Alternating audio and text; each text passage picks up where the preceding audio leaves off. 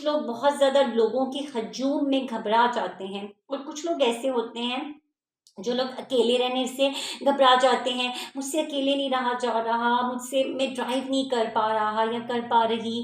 جب آپ کو اس طرح سے زندگی میں کچھ مسائل درپیش ہوں اور آپ کو اس کا حل نہ مل رہا ہو، تو آپ کو ایک اچھے ماہر نفسیات کی ضرورت محسوس ہوتی ہے۔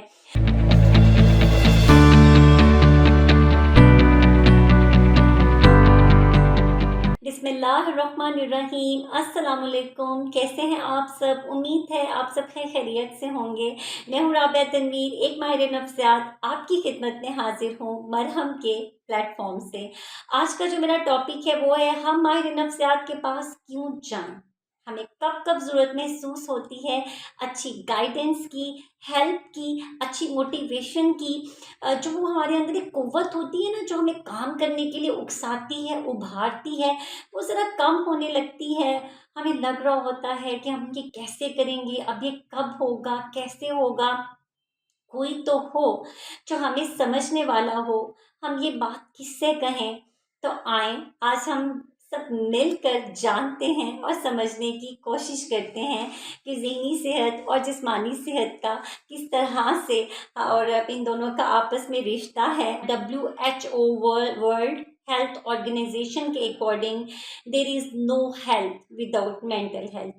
یہ ایک بہت گہرا جملہ ہے، اس کی گہرائی میں جائیے، سرچ کیجئے کہ آپ کی ذہنی صحت کا اچھا ہونا کتنا اہم اور ضروری ہے۔ اب میں آپ کو بتاتی چلوں کہ کون سی ایسی سمٹمز ہیں، وہ علامات ہیں جن سے ہمیں پتہ چلے گا کہ اب ہمیں ایک اچھے ماہر نفسیات کی ضرورت ہے۔ چڑچڑاپن، غصہ، چھوٹی چھوٹی سی باتیں آپ کو بہت بڑی لگنے لگتی ہیں، آپ کو پہلے جیسی زندگی نہیں لگتی، اور آپ کو لگنے لگتا ہے کہ ابھی کیسے ہوگا، کیسے میں یہ کروں گی، کیسے میں یہ کروں گا۔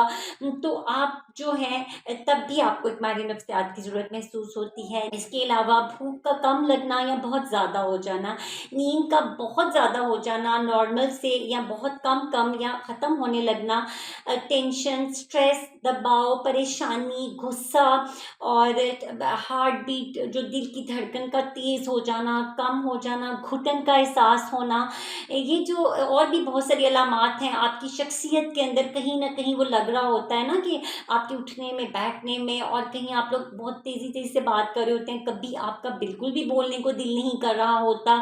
کچھ لوگ بہت زیادہ لوگوں کی ہجوم میں گھبرا جاتے ہیں، اور کچھ لوگ ایسے ہوتے ہیں جو لوگ اکیلے رہنے سے گھبرا جاتے ہیں، مجھ سے اکیلے نہیں رہا جا رہا، میں ڈرائیو نہیں کر پا رہا یا کر پا رہی، میں کیسے چلوں، کہاں کیسے کام کروں، وغیرہ وغیرہ۔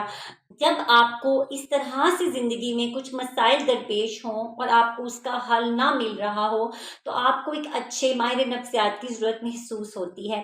جسمانی بیماریوں کے لیے، جسمانی کمزوریوں کے لیے آپ ڈاکٹرز کے پاس جاتے ہیں، ہوتی ہیں، ہم مانتے ہیں، مگر اسی طرح آپ کی دماغ کی کمزوریاں اور دماغ کی بیماریاں بھی ہو جاتی ہیں۔ اس کے حل اور علاج کے لیے ایک اچھے ماہر نفسیات کا ہونا بہت بہت ضروری ہوتا ہے۔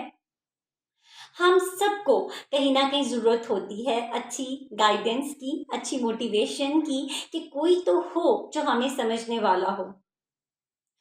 تو آئیں ماہر نفسیات کی اہمیت کو جاننے اور سمجھنے کی کوشش کریں۔ فیصلہ ہم آپ پر چھوڑتے ہیں کہ آپ گہرائی میں جائیں اور ایک ایکسپیریمنٹ کر لیں، تجربہ کر کے دیکھ لیں کہ ماہر نفسیات کیسے باتوں ہی باتوں میں آپ کی سنتے ہیں، اور آپ کے سامنے پوائنٹس رکھتے جاتے ہیں، ٹپس رکھتے ہیں، ٹیکنیکس رکھتے ہیں، ایکسرسائزز کا سہارا لیتے ہیں، اور آپ کے ساتھ مل کر انہیں ان مسائل کا حل آپ کے سامنے رکھتے ہیں، اور آپ کو احساس دلاتے ہیں کہ آپ نے خود کس طرح سے اپنی ہیلپ کرنی ہے باتوں ہی باتوں میں۔ اور وہ صحیح معنوں میں اگر کام ہو رہا ہو تو وہ بھی میڈیسن کا ہی ایکسرسائزز اور ٹپس کام کر رہی ہوتی ہیں۔ اور ہمارے اس پروفیشن میں بہت غیر قانونی کام سمجھا جاتا ہے اگر ہم ایک کلائنٹ کی بات دوسرے کو بتائیں۔ تو اس بات کا حوصلہ رکھیے گا کہ آپ کی ساری باتیں ہمارے تک ہی رہتی ہیں، ہم پرائیویسی کا پورا پورا خیال رکھنے کی کوشش کرتے ہیں، رکھتے بھی ہیں۔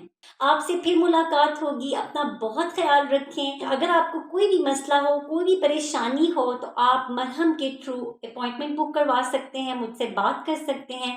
میں آپ کا ساتھ دینے کی، آپ کی ہیلپ کرنے کی پوری پوری کوشش کروں گی۔ بہت شکریہ۔ اللہ حافظ۔